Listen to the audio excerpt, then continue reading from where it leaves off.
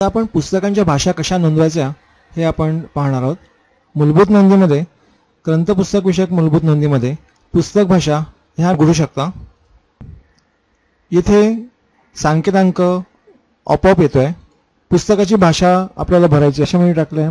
स्तंभ संकेतांकासाठी मला अक्षर टाकायचं आहे। मी सगळे 1 टाइप करतोय। लिपी माझी देवनागरी असणार आहे आणि मराठी माझी ह्या ग्रंथालयासाठी डिफॉल्ट भाषा असणार आहे, म्हणून मी इकडे डिफॉल्ट क्लिक करतोय। आपल्याकडे जेवढ्या भाषा आपल्याला नोंदवलेल्या आहेत त्यापैकी कुठल्या तरी एकाच भाषेला आपण डिफॉल्ट म्हणून नोंदवू शकतो। नवीन नोंदणी बटनावरती क्लिक केल्यावरती ही जी एंट्री आहे ती सेव्ह होईल। उपेक्षित करा म्हटल्यावरती पुन्हा आपल्याला इथे रिकामे चौकोन दिसतील आणि त्यामध्ये आपण पुन्हा माहिती भरू शकतो। बदल / रद्द करावरती क्लिक केल्यानंतर आपल्याला जर आपल्या भरलेल्या माहितीमध्ये जर काही बदल करायचा असेल तर नवीन स्क्रीनवरती तुम्हाला ती बदलण्याची सोय आहे। आता आपण येथे नवीन नोंदणीवरती क्लिक करूया, ज्यामुळे मराठी भाषा आपली सेव्ह होईल।